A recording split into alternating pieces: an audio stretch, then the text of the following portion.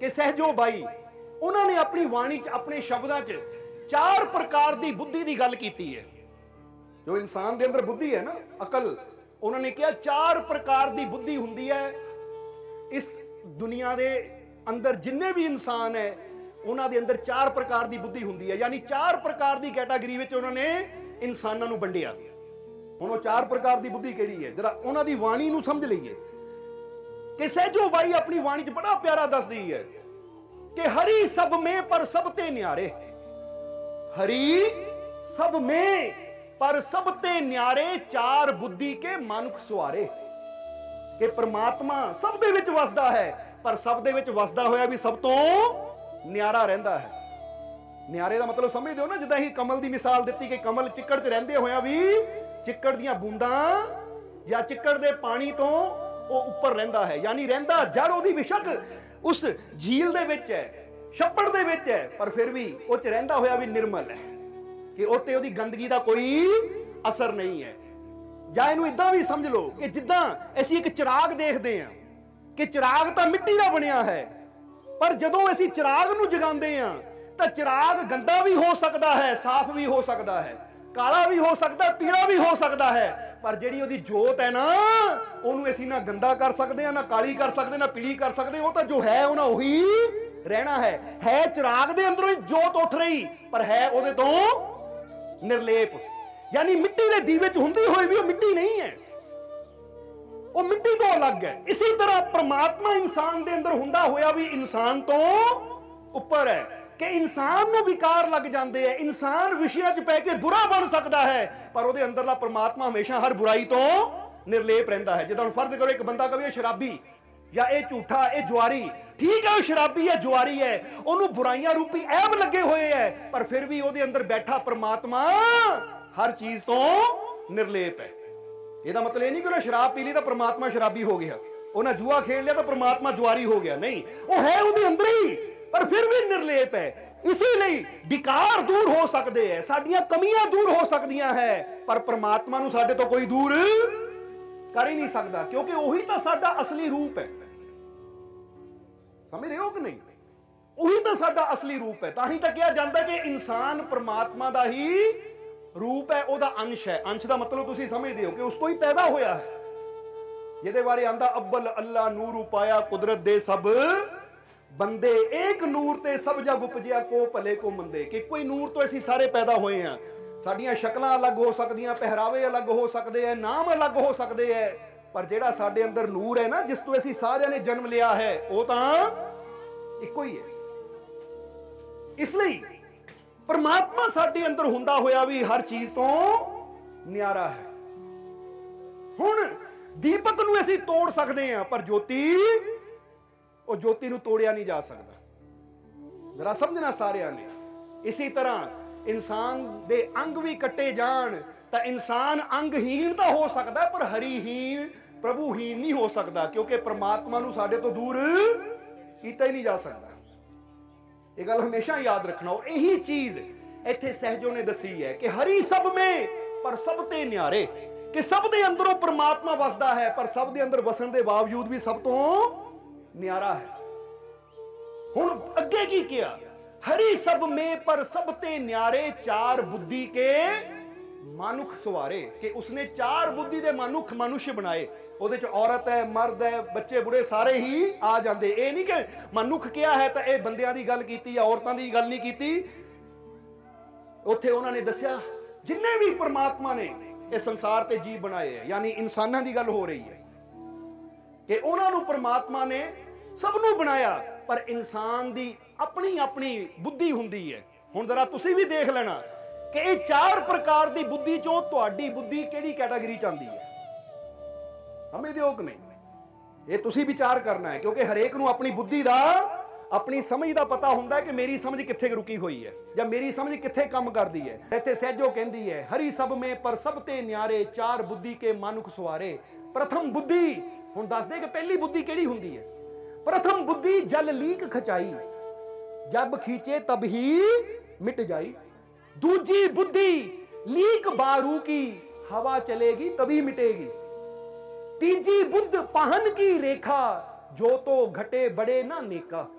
चौथी तेल बूंद जल माही, फैलत फैलत फैलत जाही। तीन बुद्धि जग में दर्शावे, चौथी बुद्धि कोई बिरला पावे। सहजो बुद्धि थोथी कहिए, जो गुरु ज्ञान न हिरदे गहिए। इसलिए सहजो बाई अपनी वाणी च दसदी है ये चार प्रकार की बुद्धि बारे फटाफट दस दईए तुहानू कि प्रथम बुद्धि जल लीक खचाई, कि पहली बुद्धि तो इस तरह हुंदी है कि जिद्दां पानी है ना, पानी ते कोई उंगली नाल रेखा खिंचे तो जिद्दां जिद्दां खिंचदा पिछों मिटदी भी नाल ही जाती है, बनती जरूर है पर मिट भी नाल ही जाती है। वो कहते एक पहली प्रकार दे जिहड़ी बुद्धि है ना, वो ऐसे इंसान हुंदे है कि उन्होंने इधर समझाया जाता, वो समझ लेंदे, सिर तो हिलांदे पर पिछे पिछों सब कोई मिटी भी जाता है, कोई असर हुंदा ही नहीं है। बोलो समझदे हो कि नहीं? ਇੱਥੇ ਸੁਣਿਆ ਬਾਹਰ ਜਾ ਕੇ ਭੁੱਲ ਗਏ। ਬੰਦਾ ਕਹਿੰਦਾ ਯਾਦ ਹੀ ਨਹੀਂ ਮੈਨੂੰ ਕੀ ਕਿਹਾ ਕੀ ਨਹੀਂ ਕਿਹਾ। ਜੇ ਇਦਾਂ ਦੀ ਗੱਲ ਹੈ ਤਾਂ ਸਮਝ ਲਓ ਹਾਲੇ ਅਸੀਂ ਜਲ ਵਾਲੀ ਬੁੱਧੀ ਤੇ ਘੁੰਮ ਰਹੇ ਹਾਂ। ਪ੍ਰਥਮ ਬੁੱਧੀ, ਇਹ ਪ੍ਰਥਮ ਬੁੱਧੀ ਹੈ ਜਲ ਲੀਕ ਖਚਾਈ, ਜਲ ਦੇ ਉੱਪਰ ਲੀਕ ਖਿੱਚਣ ਵਾਲੀ। ਜਬ ਖੀंचे तब ही मिट जाई।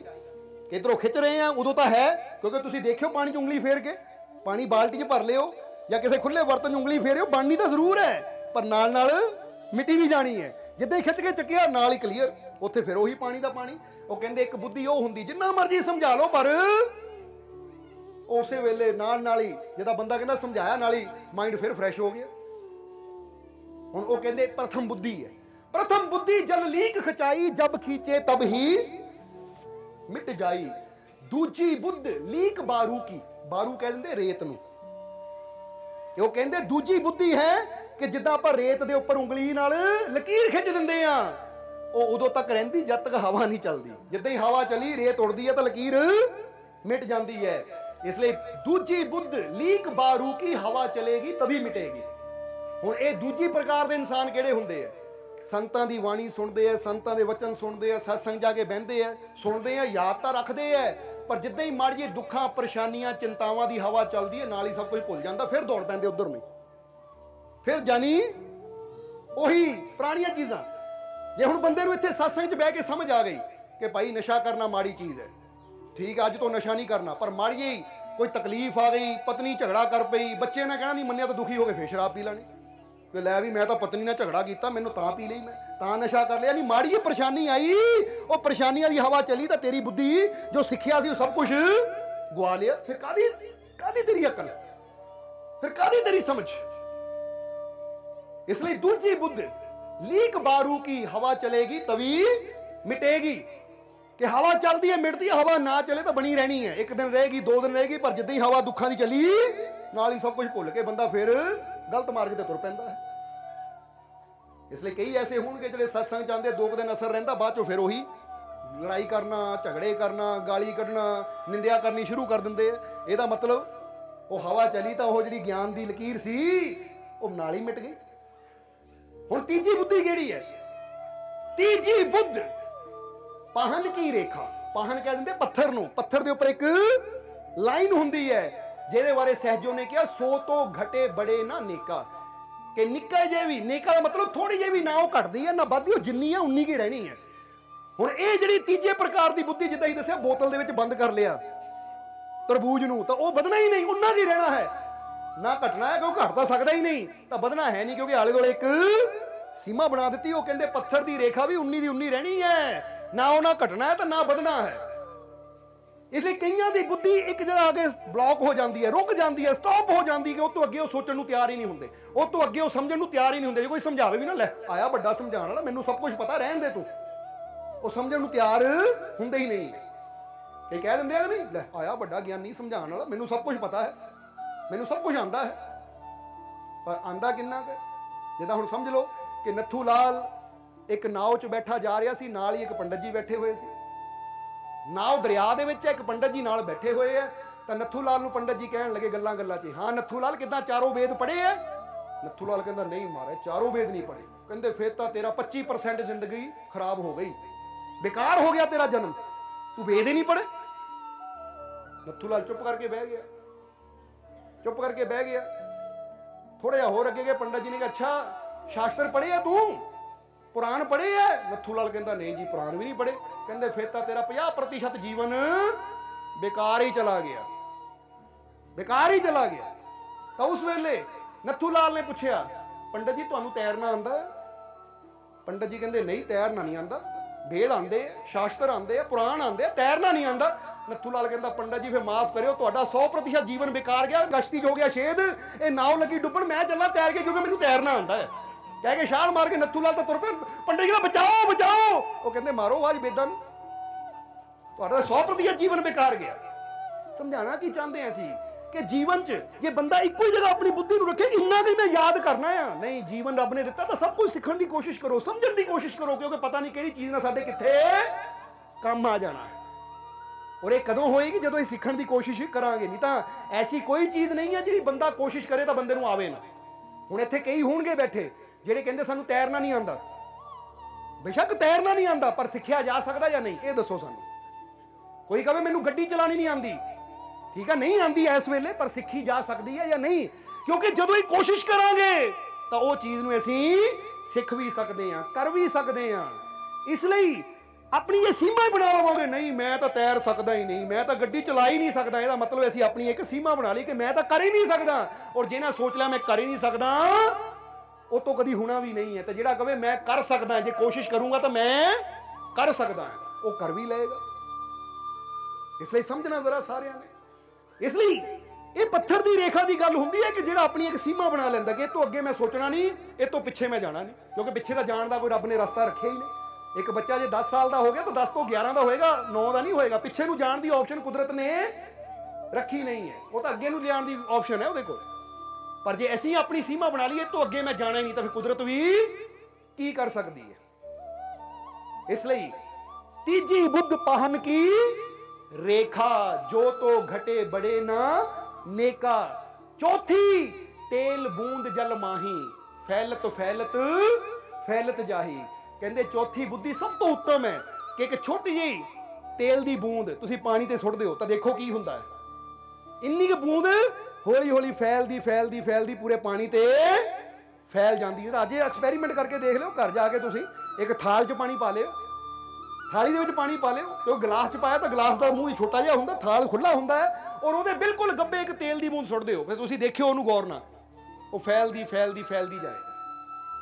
इहनूं की कहंदे है कि जिहड़ी सब तो उत्तम बुद्धि हुंदी ना, उहनूं एक इशारा दे दिओ, वो फिर समझदा समझदा समझदे चला जांदा। वो कहंदा जिथे तक मेरी जिंदगी की सीमा है मैं समझदा ही जाना है, सिखदा ही जाना है, क्योंकि हाँ जिथे मेरे जीवन का ही अंत हो गया, मेरे श्वासा का अंत हो गया, उत्थे तो मैं कुछ नहीं कर सकता, पर जिथे तक मेरे जीवन की सीमा है मैं फैलना ही है, सीखना ही है, सबना प्यार करना है, मैं अपने अंदर गुणां नूं पैदा करना है। ये सब तो उत्तम बुद्धि कहा जाता है। इसलिए तुहाडे च किहड़ी बुद्धि है, विचार कर लो थोड़ा जिहा, क्योंकि तुहानूं पहले ही कहा, आप ही देख लो, दसना नहीं किसी नूं, आप ही सोच के बह लो कि असीं तीजी बुद्धि ते अटके हैं, या दूजे प्रकार दी है, या पहले प्रकार दी है, या चौथे प्रकार दी ते पहुंच गए हैं असीं। इसलिए सहजों ने लास्ट लाइना च कहा कि 3 बुद्धि जग में दर्शावे, चौथी बुद्धि कोई बिरला पावे। कहते 3 प्रकार की बुद्धि तो दुनिया से बहुत देखने को मिल जाती है, पर चौथे प्रकार की बुद्धि जी बूंद तेल वाली है ना, तेल की बूंद वाली, वो कहते कोई विरला ही पाता है। फिर नाल ही उन्होंने ये भी कहा कि सहजो बुद्धि थोथी कहिए, कि सारिया बुद्धियां बेकार हो जांदियां जब लग गुरु ज्ञान ना हिरदे गहिए, कि जदों तक गुरु दे कोलों तू ज्ञान नहीं लेगा, तेरी बड़ी तो बड़ी अकल, बड़ी तो बड़ी समझ भी बेकार क्यों हो जाती, क्योंकि बुद्धि दुनिया ते तां काम आएगी, रब दे घर तेरी बुद्धि नहीं। रब दे घर जो गुरु ने ज्ञान देना है, जो गुरु ने युक्ति देनी है, जो तू गुरु के दसे मार्ग ते चल के उस मंजिल नूं पाना, वो ज्ञान, वो आनंद नूं पाना, रब दे घर तां वो पदवी देखी जानी कि तेरी आत्मा किस मुकाम ते पहुंची है।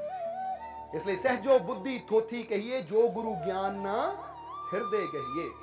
हुण तुसीं भी देख लो कि जदों भी मौका मिले कि साडे जीवन की कीमत उदों पैनी जदों ज्ञान नूं प्राप्त करांगे, और ज्ञान मिलदा है संतां महापुरुषां दी संगत दे विच। इसलिए सतसंग दे विच बह के इंसान अपने जीवन नूं आनंद दे नाल, खुशियां दे नाल, यानी वो परम पिता परमात्मा दे नाल जोड़न दी युक्ति लै सकदा है, जोड़ सकदा है।